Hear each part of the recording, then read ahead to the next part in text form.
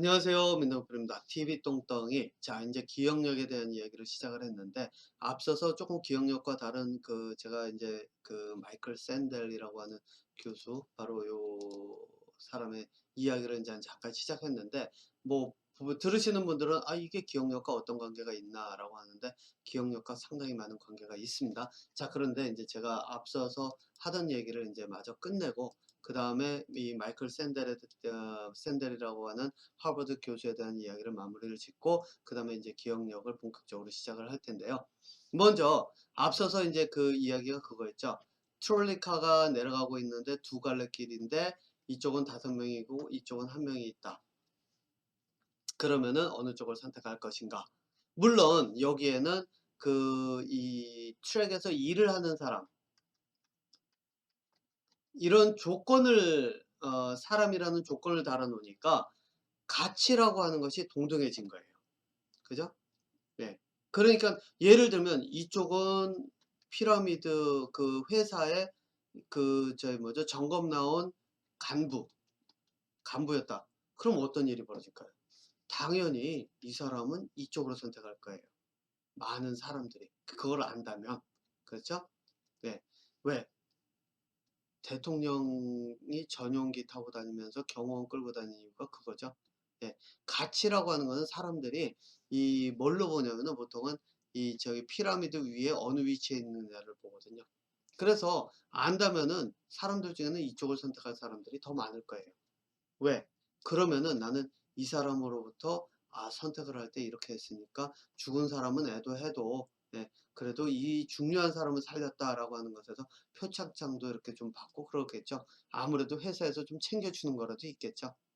네. 왜? 자기가 권력이 있으니까요. 그래서 저는 그럴 거라고 거의 확신은 합니다. 예. 그런데 이제 동등한 입장이라고 이렇게 딱 놔놓고 제가 기억하기론 그래요. 조건을 다 동등하게 놔놓고 어느 쪽을 선택할 것인가 그랬더니 5명이다, 1명이다 그러면서 1명의 가치, 생명의 가치를 5명이라고 해서 5명보다 못하다고 할 수는 없지 않느냐라고 하고 또 어떤 학생들은 아니 그래도 저희 그렇다면은 5명이 1명보다도 못하 5명을 통틀어서 놨을 때 1명보다 못하다 가치가 없다는 생명의 가치가 없다는 얘기 못하다는 얘기냐 막 이렇게 이야기가 오고 가요. 이게 도덕이라고 하는 사고의 틀에 갇혀서 그 결정을 내리는데 이렇게 내리겠다 그리고 이게 도덕적으로 맞느냐 틀리느냐를 논쟁을 한단 말이죠. 네. 그런데 제가 같은 이 질문을 제 아들에게 해봤어요. 제 아들이 이제 지금 제 아들이 자폐라 그랬죠. 그리고 저희 12학년이라서 대학 가려고 이제 여기저기 지원을 했는데 UBC, SFU 뭐 이렇게 UBC 이런 식으로 지원은 해놨는데 어쨌든 제 아들에게 물어봤어요. 너라면은 이 상황에서 어느 쪽을 선택을 할래? 라고 물어봤더니 아이가 주저없이 나는 1명을 선택할 거야. 그러는 거예요. 그래서 이놈이 생각 없이 어떻게 질문을 던지자마자 1명? 도대체 생각도 안 하고 그냥 대충 집어 던지는 건가? 그래가지고 왜? 라고 물어봤어요. 그랬더니 애가 하는 말이 그래요. 5명이라면 트랙에 있다면은 5명이 트랙을 혹시라도 먼저 보고 빠져나가려고 하는데 5명이라면 서로 부딪힐 수도 있고 넘어질 수도 있고 또 한 번에 빠져나갈 수도 없는데 1명이라면 봤을 때 보고 그 트랙을 벗어날 수 있을 확률이 이 사람으로서는 1명이면은 빠져나가면은 그 사람은 사는 거고 다 살릴 수 있는 거 아니냐라고 이야기를 하는 거예요. 사고가 완전히 다르죠. 도덕적인 면에서 5명을 살리는 게 옳다, 1명을 살리는 게 옳다가 아니라 내가 선택을 했을 때 저쪽에서 벌어졌을 때 무엇을 왜 어떻게 하면은 이 사람들이 어떻게 될 것이고 그래서 이쪽을 선택했을 때 나는 더 이 사람들을 더 많이 살릴 확률이 높다는 쪽을 선택을 한다. 법정으로 가서 예를 들어서 이 변호사와 검사의 그런 어떤 입장에서 한다고 하면은 도덕적으로 이게 옳다 저게 옳다를 싸우는 것보다 이렇게 해서 나는 그래서 이쪽으로 결정을 했다라고 하면 어떨까요? 훨씬 더 설득력이 전달이 더 쉽게 될 거라고요. 이게 이제 논리거든요.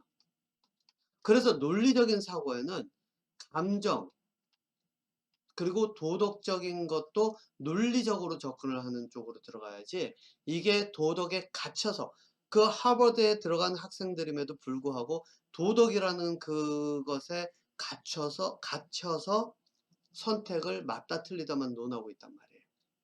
그러니 하버드를 가면 뭐래요? 사고의 틀을 벗어나지를 못하는데. 바로 이게 현실이에요. 그런데 제가 이제 여기서 얘기하려고 하는 게 이제 이거예요. 이 마이클 샌델이라고 하는 이 교수가 하는 일이 바로 그거예요. 이 강의를 뭐 첫 번째 강의가 아니라 두 번째서부터가 이제 좀 더 뚜렷하게 볼 수 있는데, 이 사람이 강의를 하는 게 어떻게 강의를 하는지 아세요? 바로 이거예요. 지식을 전달해요. 이게 뭐냐면은 학교에서 배우면은 학교에서, 자, 이게 이렇게 하면은 이건 착한 일이고, 이제 예를 들어볼게요. 이게 뭐였냐면은 제가 들은 얘기는 이거예요.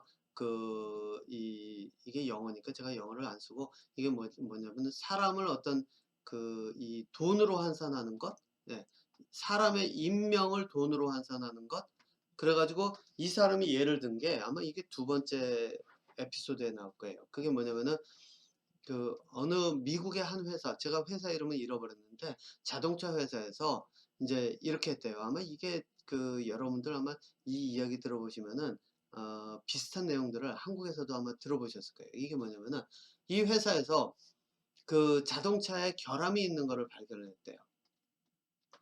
그래서 어떻게 했냐, 이 결함을 하나를 바꾸는데 들어갈 때마다 부품하고 뭐 해가지고 뭐 하나씩 딱 봤더니 하나당 뭐 한 20불인가 정도 들어간대요. 그래서 이거를 쭉 차를 회수해서 고치고, 뭐 인력 고치는 게 부품값만 들어가는 게 아니라 인력도 들어가고, 시간당 또 이 시간뿐만 아니라 장소 사용, 그렇죠, 에너지 사용, 이게 다 들어가잖아요. 예. 그래서 이런 것들 가지고 쭉 계산을 해봤더니 뭐 한 뭐 100밀리언인가 뭐 아무튼 나왔대요. 이 정도 금액이 들어가더라. 그래가지고선 생각을 쭉 해봤다가, 그래서 다시 이제 또 하나를 계산했대요. 그게 뭐냐면은 사고가 날 확률을 이제 계산을 해봤더니 사고가 10명 중에 뭐 한 2명 정도 났다든가 뭐 어쨌든 하면 났대요. 100명 중에 뭐 한 5, 6건, 예, 났대요. 그래서 이 5건, 6건 뭐 난 거를 가지고, 그렇다면 이제 자기네가 보상을 해주는 거. 100대의 차 중에서 사고 날 확률이 5, 6개 정도, 5, 6차 정도 되는데, 그거가 사고 나서 사람이 인명을 다치고 했을 때 최대한 사망으로 보고 계산을 했대요. 그래서 계산을 해놨더니 보니까 뭐 이게 한 10밀리언인가 정도 되더라. 이게 몇 년도 얘기인지 모르겠는데 아무튼 그렇게 해서 얘네들이 이쪽으로 가는 걸로 결정을 했다. 그랬는데 이게 재판장에서 이 노트 만들어졌던 게 공개가 딱 되니까 이게 다 그거죠. 우리는 그런 적 없어. 막 이러는데 요즘 보니까 대선 후보들 나오면은 그러더라고요. 아우, 나 그런 적 없어. 증거 나오니까 아이고 미안합니다. 또 그런 적 없어. 그랬는데 이쪽에서 그렇고 이런 거 뭐 증거가 있다 그러면 그때 가서 아이고 이거 아니야, 이럴 때는 이게 아니고 우리는 이게 다른 내용이야 막 이렇게 얘기하고 이게 계속 넘어가잖아요. 똑같아요. 증거가 나올 때까지는 다들 발뺌을 해요. 여기서도 마찬가지죠. 그런데 이 노트가 공개가 됐대요, 법정에서. 그래서 이제 이게 저희 책에도 나온 내용이고, 이 책을 가지고 이 마이클 샌더 교수가 이제 강의를 하면서 이 내용을 줘요. 그래서 이걸 가지고 사람을 돈으로 환상하는 이것을 justice, 그러니까 정당하다고 볼 수 있는가, 이걸 가지고 얘기를 해요. 그러니까 이 기본하는 이것에 대한 이거를 뭐 한마디로 얘기하면 사람을 유틸리티, 하나의 물건으로 취급하는 거예요. 물건 취급. 그래서 물건 취급, 물건론, 이렇게 얘기를 해볼게요. 이 정확하게 이제 영어를 이렇게 전달하는 건 아니지만, 그래서 이게 하나의 이론이에요. 그래서 이걸 가지고 얘기를 해요. 자, 이게 뭐냐? 이 사람은 이론을 이야기를 했어요. 그렇죠? 예, 이론을 학생들에게 가르쳤단 말이에요. 그래 놓고 근데 보통 학교에서는 어떻게 하죠? 이거는 이렇고 뭐 이건 이렇고 그러면서 이론을 쭉 얘기하고 자 오늘 수업 끝 가서 저 집에 가서 복습해 이게 끝이죠. 근데 이 사람 강의를 딱 보면 그 다음에 이거는 한 10분 15분 정도밖에 안 걸려요. 반도 안 돼요. 그 다음에 나머지는 뭐를 하냐. 자 이제부터 너희들이 한번 생각해 봐라. 이게 과연 정당하다고 할 수 있는가. 그러면은 학생들은 어떤 학생들은 이게 정당한 것 같아요. 어떤 학생들은 이게 정당한 것 같아요. 어떻게 사람의 목숨을 돈으로 환산을 할 수 있느냐. 이거는 사람의 목숨을 돈으로 환산한다는 그 자체가 그 정당하지 않다. 또 어떤 학생들은 이건 정당하다. 아니 돈으로 환산할 수밖에 없는 게 이 회사가 존재하는 거는 뭐 돈을 벌어서 그걸로 그 회사에 있는 사람들과 같이 뭐 아무튼 그런 얘기들이 오갔던 걸로 기억이 나요. 제가 뭐 정확하게 기억 못하지만 자 이런 이야기들이 오간단 말이에요. 그런데 제가 이 이야기를 얘기하려고 하는 게 아니라 이 사람이 이 교수가 이거를 이야기하면서 논리적, 정당성, 논리 강조를 해요. 너는 어떤 식으로 이거를 논리적으로 디펜드를 그러니까 방어를 할 수 있을 것인가? 네 자신의 논리를 가지고 어떻게 이것을 정당하게 만들 수 있는가? 네가 한번 정당하게 만들어 봐라. 너의 그 선택에 따라서 이거를 강조를 해요. 자, 그러면 어떤 일이 벌어지냐?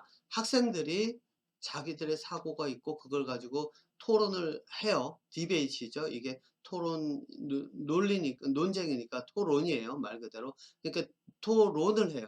논쟁. 그러면서 계속 가는데 이 사람은 어느 한편의 손을 들어주지를 않아요. 이게 맞다 저게 틀리다. 왜? 진짜 중요한 건 뭐냐? 이 학생들이 스스로 자기의 논리가 저쪽보다 좀 떨어진다? 그러면 내가 여기서 어떻게 더 정당화를 할 수가 있지? 논리적으로 내 정당성을 내놓을 수가 있지? 어떤 식으로 증거를 만들고 어떤 식으로 내가 그 설명을 덧붙여서 정당화할 수 있지?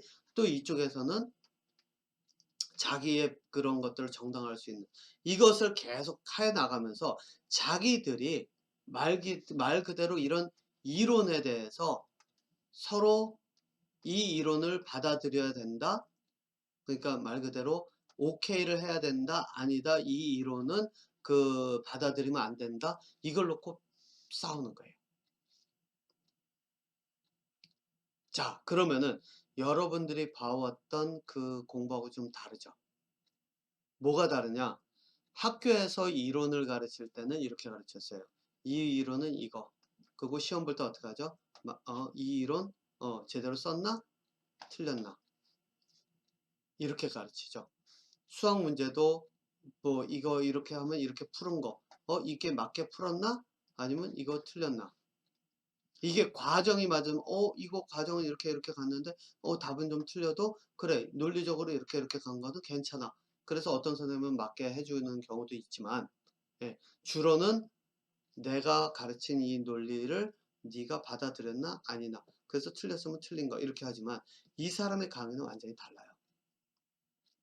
네가 논리적으로 한번 이 이론을 비판할 수 있으면 비판하고 이거를 받아들인다면 받아들일 때 너의 논리로 이거를 한번 디펜드를 해봐라. 그러니까 이거를 너의 논리라고 생각하고 방어를 하고 이거를 네가 그 다른 사람의 논리라고 그러고 비판을 해봐라. 이 이야기를 한단 말이에요. 그렇게 차원이 다른 공부를 하는 게 맞아요. 자, 그러면 학생들이 뭐를 배우느냐? 이론이라고 하는 거를 뚜렷하게 머리에 각인이 돼요. 각인이 된다라고 하는 건 뭐냐면은 이제 이 학생들은 실제로 필드에 나가서 법정에 딱 서가지고 내가 변호사가 되고 내가 검사가 되고 그랬을 때 자기들이 배운 거를 써먹을 수 있어요. 왜? 그리고 자기들이 거기에서 더 나아가서 이 사람들이 자기들의 이론을 가지고 오면 그걸 비판할 수 있는 힘이 있어요.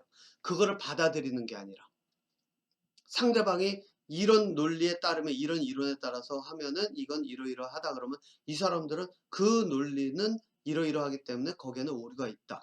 우리가 볼 때는 이 이론이 더 정확하다. 자기들 걸 갖다가 끼워줄 수 있는 그 힘을 기른단 말이에요. 그 이야기는 뭐냐? 이 이론이 머릿속에 아주 인식이 돼 버리는 거예요. 이게 개념이라고 말이에요. 그러면 이런 이론은 이 학생들이 오랫동안 기억하고 그걸 써먹을 수 있는 용도로 쓰여요. 그런데 여러분들 생각해 보세요. 똑같은 이론을 가지고 이 이론 이러이러해서 나왔고 그래서 이 사람들은 이렇게 이렇게 해가지고 있었고 이런 사람들은 이렇게 이렇게 얘기를 하고 그래서 이런 데는 이러이러한 것이 있고 그래서 결론은 이 이론을 통해서 이런 것을 써먹을 수가 있다. 이렇게만 딱 가르치고 자 수업 끝 땡 가 그러면은 어떤 일이 벌어지느냐. 학생들은 시험 볼 때 이 이론 설명을 하면 맞게 내가 이 이론에 대해서 맞게 설명했나 그걸로 끝나요. 그러면 뭐 그 말해 뭘 합니까? 예, 사법고시 합격해 가지고 한국에서 제 기억엔 그래요. 사법고시 합격해 가지고 검사, 변호사 됐는데 이 사람들이 법정에서 싸우는 거는 네가 맞냐 내가 맞냐 그러고 있어요. 논리가 왜? 그 사람들이 거쳐온 게 시험 봐 가지고 이 논리가 맞냐 저 논리가 맞냐 이 논리 내가 제대로 설명했냐 이거밖에 안 하니까 이 논리가 맞다라고 싸우고만 있어요. 내 논리가 맞다. 예. 이 논리를 적용해야 된다. 우기기만 하죠. 예. 그런데 실제로는 이 논리를 비판하면서 그 논리와 다른 논리를 내세울 수 있고 이게 가능해야 되는데 제가 봤던 많은 법정에서 벌어졌던 뭐 저는 몇 번 안 가봤지만 제가 친구도 그렇고 뭐 법정을 그 일이 있어서 법정을 몇 번 가봤는데 가서 보면 검사들도 그렇고 변호사들도 그렇고 우기기 바쁘더라고요. 네가 이렇게 했지? 저쪽에서 아니라 그러면 야 이렇게 하면 이게 이렇게 한 거잖아. 이렇게 우기기 바쁘더라고요. 그게 무슨 검사고 그게 무슨 변호사겠어요. 자 어쨌든 논리적인 사고가 될 수 있으려면 이유 그리고 원인을 찾아가면서 그것을 찾아가면은 기억이 오래 가는데 이걸 찾아가면서 기억이 오래 남게 하는 것도 어렵다는 거죠. 자, 이제 기억력이 오래가지 못하는 이유서부터 어떤 종류의 기억력이 있는지 이거는 좀 제가 미리 말씀드리자면 이거는 조금 단계 위의 기억력이에요. 예. 그래서 예, 이걸 할 수 있으면 진짜 그 공부가 많이 달라지겠지만 이 공부를 하려면은 뭐 제가 보기엔 지금은 하버드 가서 이 사람 강의 듣는 수밖에 없어요. 제가 이것보다 훨씬 더 체계적으로 두뇌에서 기억력에 대한 이야기들을 어떻게 키울 수 있는지 이런 것들을 제가 이 방송을 통해서 공개하도록 하겠습니다. 자, 그러면은 다음 시간부터 다음 방송에서 기억력에 대한 이야기를 본격적으로 시작해 볼게요.